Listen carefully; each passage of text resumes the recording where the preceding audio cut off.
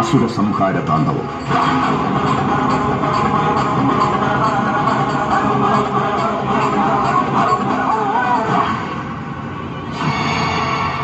ഉഗ്ര തപസ്സിലൂടെ ബ്രഹ്മദേവനിൽ നിന്നും വരം നേടിയ അരുണാസുരൻ തന്റെ മരണം സ്വന്തം രാജ്യത്തിലല്ലാതെ മറ്റെവിടെ വെച്ചും നടക്കില്ലെന്നും താൻ തന്റെ രാജ്യത്തിലേക്ക് ക്ഷണിക്കുന്നയാൾക്ക് മാത്രമേ തന്നെ വധിക്കാൻ കഴിയാവൂ എന്നും വരം നേടി.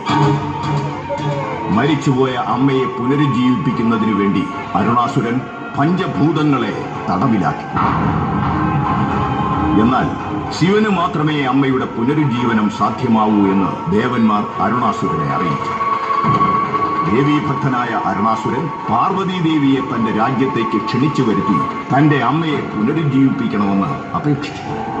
എന്നാൽ ദേവി അരുണാസുരനെ കാര്യങ്ങൾ പറഞ്ഞു മനസ്സിലാക്കുവാൻ ശ്രമിച്ചു. പക്ഷേ അത് മനസ്സിലാക്കുവാൻ അരുണാസുരൻ തയ്യാറായില്ല.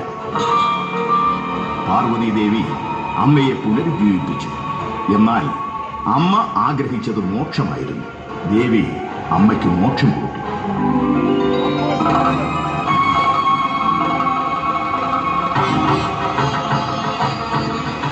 ഇത് കണ്ട് കോപാകുലനായ അരുണാസുരൻ ദേവന്മാരെ ആക്രമിക്കുവാൻ തുടങ്ങി.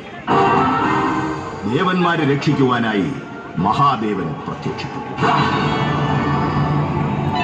ബ്രഹ്മദേവനിൽ നിന്ന് കിട്ടിയ വരത്തിൽ അഹങ്കരിച്ച അരുണാസുരൻ ശിവനെയും ആക്രമിക്കുവാൻ തുടങ്ങി. മഹാദേവന് അരുണാസുരനെ കൊല്ലാൻ കഴിയില്ല എന്ന് മനസ്സിലാക്കിയ പാർവതീദേവി ആദിപരാശക്തിയുടെ രൂപം കൈക്കൊണ്ട് അരുണാസുരനെ നിഗ്രഹിച്ചു.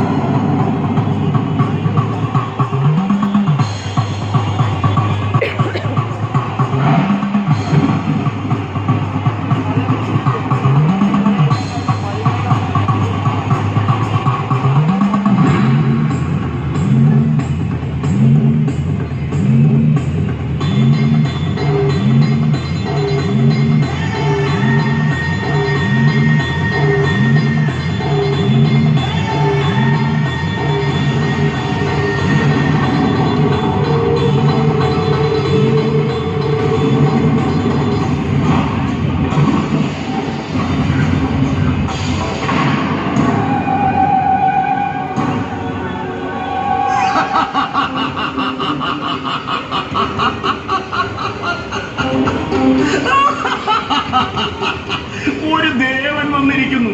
മഹാദേവൻ, നിങ്ങളും ദേവന്മാരും ചേർന്ന് എന്നെ ചതിക്കുകയായിരുന്നു. നിന്നെ ചതിച്ചത് ഞാനല്ല, നിന്റെ ആഗ്രഹങ്ങളും ചിന്തകളുമാണ്. നീ നിന്റെ അമ്മയെ പുനർജീവിപ്പിച്ച് നല്ലൊരു മകനാണെന്ന് കാണിക്കാനാണ് ശ്രമിച്ചത്. എന്നാൽ അത് സാധ്യമല്ല അരുണാസുര. അമ്മയുടെ വാത്സല്യം അറിയാത്ത നിങ്ങൾ എങ്ങനെ എന്റെ അമ്മയെ പുനരുജ്ജീവിപ്പിക്കും? അരുണാസുര, നിന്റെ വാക്കുകൾ അതിൽ നടക്കുന്നു. മഹാദേവനാണത്രേ. നിങ്ങളുടെ ഭാര്യയെ ഞാൻ ഇവിടെ നിന്ന് പോകാൻ അനുവദിക്കില്ല. അരുണാസുര, നിന്റെ അന്ത്യം അടുത്തിരിക്കുന്നു. ഹേ മഹാദേവ, നിങ്ങൾക്കെന്നെ കൊല്ലാൻ കഴിയില്ല. നിങ്ങളെ നാം എന്റെ ദേശത്തേക്ക് ക്ഷണിച്ചിട്ടില്ല. എന്നാൽ നീ നമ്മെ ക്ഷണിച്ചു വരുത്തിയിരിക്കുന്നു അരുണാസുര.